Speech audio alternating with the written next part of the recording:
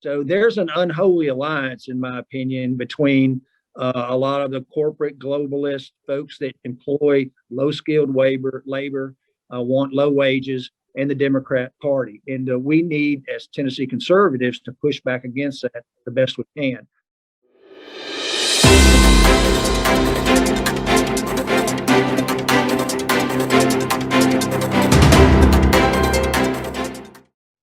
Hello, everyone. I'm Brandon Lewis, founder of the Tennessee Conservative. Today, Bruce Griffey, State Representative for District 75 in Henry, Benton, and Stewart counties, joins me to discuss illegal immigration in Tennessee and the recently formed study committee he has been appointed to on the matter. And the Tennessee Conservative originally broke the story months ago regarding the illegal immigration center in Chattanooga, Tennessee, that was authorized by Governor Lee, despite his own party's objections, and without any public discussion from Chattanooga residents. And so there's been recent developments, and some of those are reports of covert flights and busing of illegal aliens into Tennessee, both adults and children. And those have been reported, and we now have reports of runaway illegal immigrants from the facility, and even sexual misconduct with minors at this facility that have been reported to some state agencies. And Bruce is here to help us shed light on what he knows about this situation as a member of that committee, although it's just gotten started. Bruce is married with 2 children and has Madeline and Mary Allison. He is an attorney, attends Tennessee Valley Community Church, and received his BA in political science and JD from the University of Mississippi. Bruce is a former assistant attorney general for Tennessee and is a member of the NRA and the Tennessee Firearms Association. Bruce, welcome to the program, buddy. Thank you so much for being here. Thank you, Brandon. Great to be here. Appreciate you having me on. So talk to me, we recently reported at the Tennessee Conservative about the first meeting of the study committee, and I know that you asked for some testimony and a few other things. We're not going to call it refugee resettlement here in Tennessee at the Tennessee Conservative, because we know how the immigration center is just, our system is completely gamed and taken advantage of by both Democrats, Republicans, and illegal aliens in many cases. So, tell us your thoughts on the matter and what may have developed at the committee meeting that our readers would want to know. Well, thank you, Brandon. First, I want to give a big thank you for covering the initial information about these flights in the dead of night. Is certainly alarming and disturbing. Look, we've been having this battle, this political discussion in the public for some time now. And to me, it always comes down to, who are you going to put first? And as an elected official, I feel like it's my legal obligation and my oath of office to do what's best for the constituents that elected me, the Tennessee taxpayers, first and foremost, before we start worrying about anybody else. And that's what I find problematic, is that I wish we had stronger support for taking all the action we can to limit illegal immigration, and I think curb legal immigration to the extent until we start seeing real wage growth for folks at the bottom of the economic scale. And I think study after study, if the Federation for Americans for Immigration Reform have done study after study, that illegal immigration and even legal immigration costs the U.S. taxpayers overall in the long run. It's not a net gain, it's a net loss. So I wish we would focus our efforts on everything we can do to discourage illegal and legal immigration in Tennessee. Well, I'm right there with you. I believe we have all the manpower and woman power in the world that we need to get work done. I think we have all the talent we need in the United States of America, frankly. And one of the big reasons that we can't get folks to work is because we let our safety net turn into a safety hammock. And I grew up in generational poverty and have seen what those programs have done to Tennesseans and people of all stripes and colors, and it's not positive. And Bruce, if you will, lean in as close as you can to that microphone. You get a little bit further away from it, it doesn't pick up as well. So okay. This study committee got put together. Talk a little bit about what happened there, what was said, what was asked, the general tone and tenor. Are people really concerned about it? Are they just doing this because they know conservatives care and there's an election coming up in 2022? What should, what do you think Tennesseans should expect out of this study committee? And as I've said before, Republicans don't want illegal immigration studied. They want it stopped. And talk to us a little bit about that. Well, I want to commend the State Representative for an issue that has gone under our noses, out disclosure and coordination with the federal government. I think that's what bothered everybody. And my hats go out to Speaker Section Lieutenant Governor McNally for showing the courage and leadership to form the study and look into it and take a dive into that.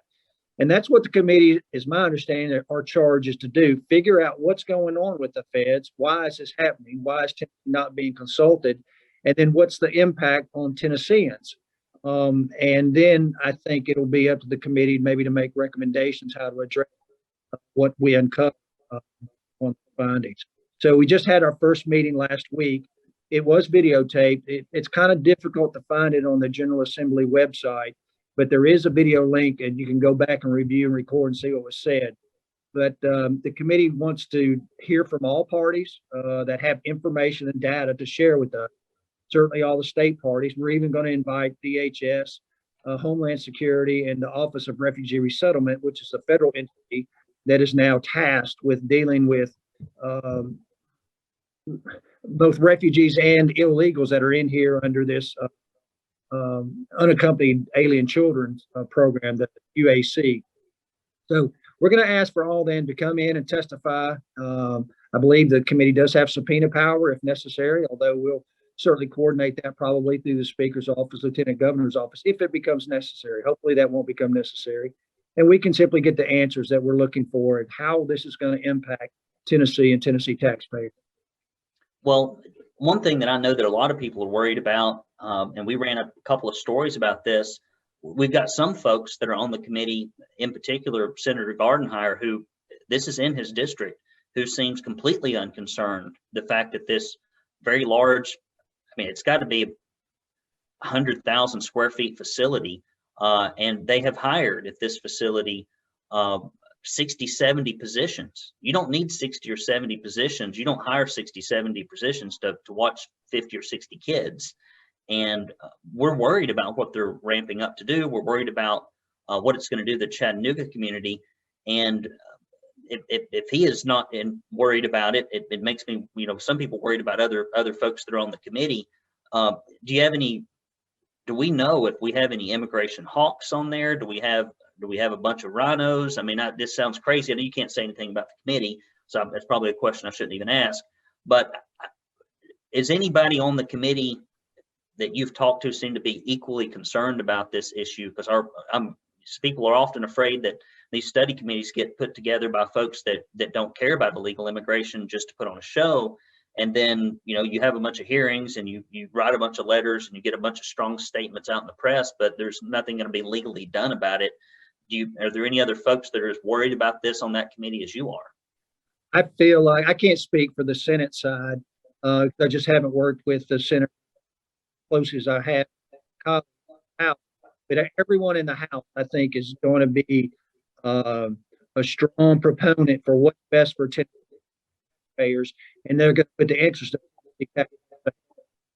illegal immigrants, illegal unaccompanied minors, and refugees as well. Everyone on the House side has sort of concerns about what we're doing and how that is undermining wages and job opportunities for in our job market. So I think you're going to see a good, strong response to what the committee's doing and what we recommend. That's my prediction. Again, I'm only one of the members of the committee. I can't speak for everyone on the committee. Well, very good. Well, and I appreciate you taking a stance on this. Let me ask you, Bruce, do you like beverages? What's your favorite beverage? Honestly, it's black cherry Kool-Aid. Black cherry Kool-Aid. Well, I'll tell you what. We've got a wonderful, proud Tennessee conservative tumbler. And for those of y'all that are watching, if you put in regular water in here And if you say a quick prayer over the top of it, it turns into black cherry Kool-Aid or your favorite drink of choice as magical properties. If you go to TennesseeConservativeNews.com/support and give any amount, and you also get 2 proud Tennessee conservative bumper stickers and a directory of all your state senators and state representatives. Even Mr. Griffey is on here, but you won't have to call him because he votes like a conservative. So you might as well just put a line through that one. You won't have to worry about him, but there's lots of them on here you probably have to call occasionally and email. So if you appreciate what we're doing here, covering stories that the liberal Tennessee media will not, go to TennesseeConservativeNews.com/support. Thank you for indulging me there, Bruce. A few weeks ago, Let me jump in. Go ahead. Let me jump in and say this. Look, I want to thank you for that message to your viewers.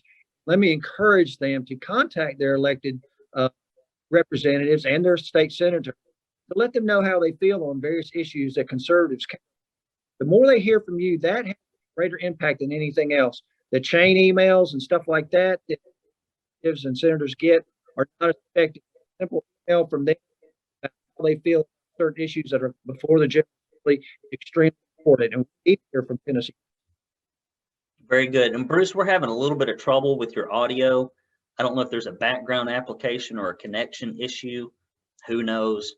But there's some kind of little, it's cutting out in and out. I don't want to stop us because we're doing a good interview here, but we are having some audio issues, and I apologize to our audience for that. But do you have any latency issues on your side with me? Or are you okay? I'm doing fine. I can hear you great. Everything's good here. Okay, who knows? We'll figure it out. So a few weeks ago, you and I had a long talk about illegal immigration in Tennessee and your fight to stop it, in part by making our state inhospitable to those who break our country's laws and our state's laws. Talk a little bit about your efforts on the anti-illegal immigration movement and how the pro-illegal immigration lobbies are fighting for looser controls or no controls on illegal immigration in the state. Absolutely, Brandon. Thank you for that question. I'd love to address that. Look, there are business interests and the Democratic Party interests aligned that want immigration, illegal immigration.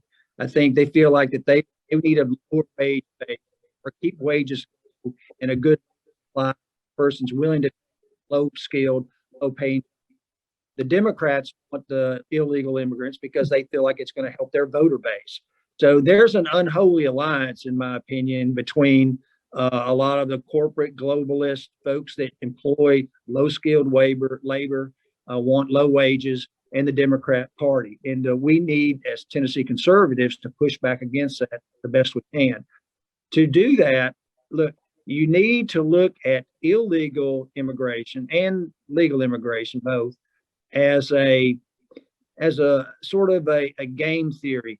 They are trying to get something out of coming to the United States. So they want a better life, they want better wages, they want school, they want education, they want health care that we have.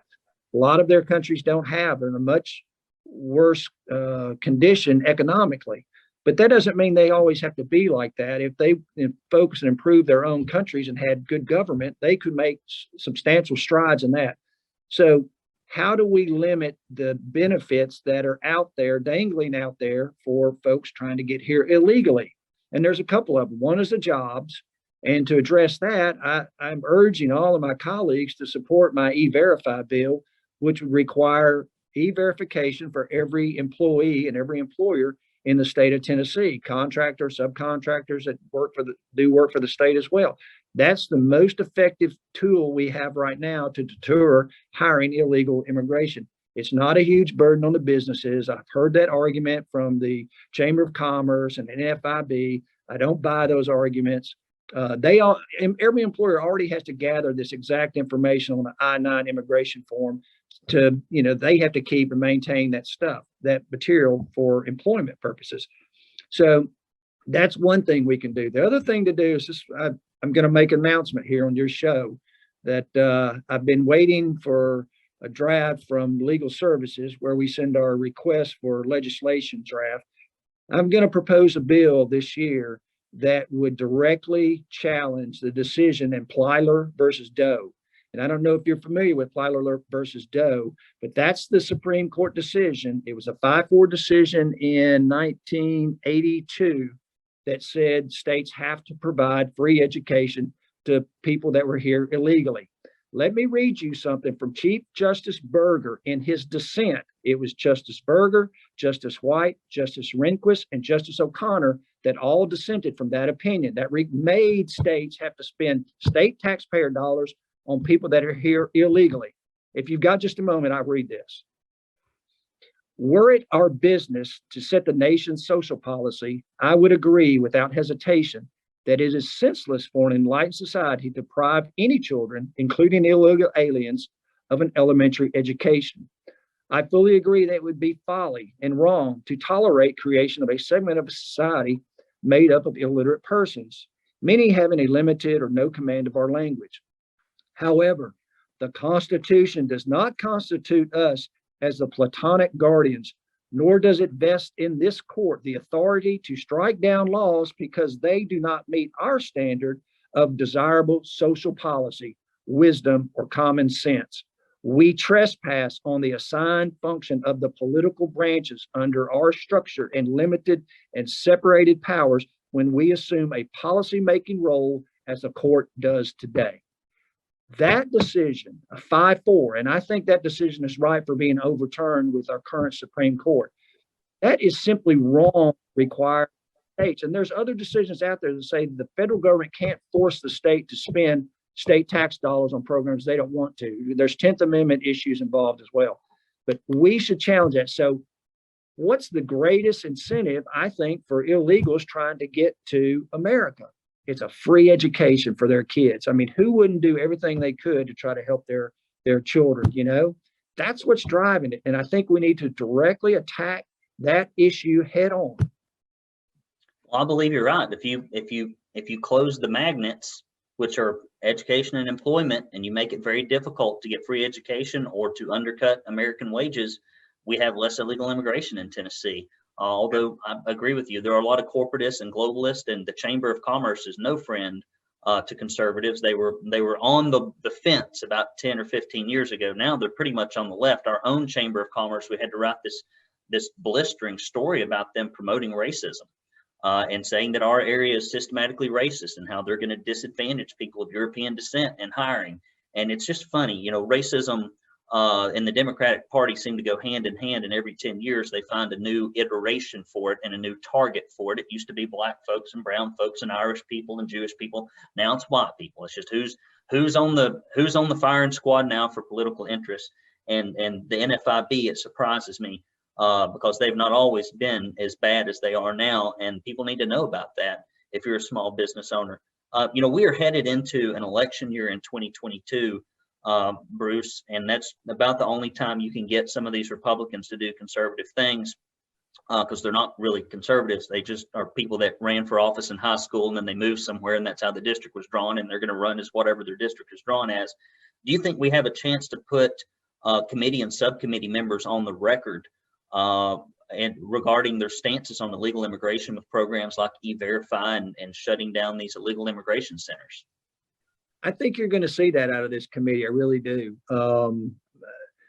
Again, it depends on the data that's provided to us, but I don't feel like there's a strong position to bend over backwards to help unaccompanied alien children or the Biden administration through this program. In fact, the Biden administration has caused this entire fiasco. I know there's people that say, well, their numbers were even more in the Trump administration. I've heard that argument.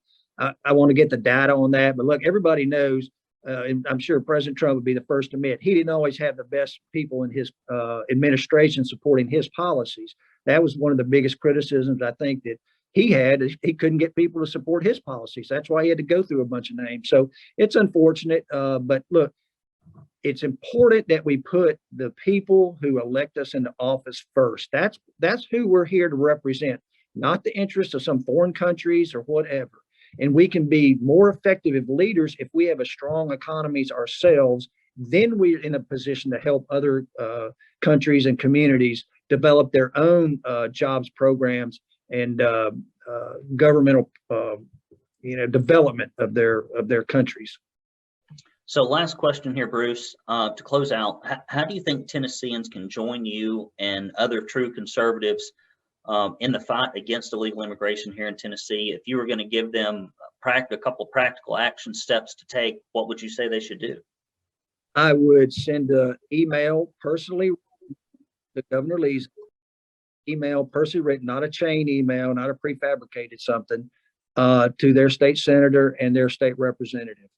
I would get involved with their local GOPs. I would get their local GOPs to put out a policy position of the local GOP regarding illegal immigration and immigration policies in their county. Go to those policies, put those things out, get coalitions together, the various counties around you. We've got a coalition formed by Wayne Miller here in West Tennessee out of Humphreys counties. We've got, I think, 19 or 20 counties that are signed up meeting GOP. It's a strong grassroots base of GOP and want to support good conservative positions and candidates going forward. So that's what I would encourage your viewers to do. Well, you're very kind with your time today, Bruce. You had a busy schedule. We had a little bit of audio difficulty as well, which I think I may have discovered the issue on that. And I appreciate you. And we need more fighters. We have very few fighters. We got a bunch of kind of sheepish, mealy-mouthed Republicans that want to please everyone, and they forget that if you'll just take care of your Republican base, your conservative base, you'll be there forever. I don't know why people forget these rules, but they seem to. So we appreciate having you on our side in this fight against this issue. Thank you again, Brandon. And listen, I do want to extend another thanks of gratitude for Speaker Sexton for selecting me to be on this committee. I think a lot of kudos go to him for his leadership, and just Lieutenant Governor McNally for forming the committee. I think it's important, and a large part of it's due to your constituents bringing the issue to their attention. So I appreciate you and all your viewers. Well, you're very kind. I appreciate you, Bruce. I'm Brandon Lewis with the Tennessee Conservative News. If you have yet to get on our e-newsletter, News for Real Conservatives and Republicans in the state of Tennessee, go to TennesseeConservativeNews.com. You can sign up there and get news in your inbox. Until next time, I'm Brandon Lewis, signing off.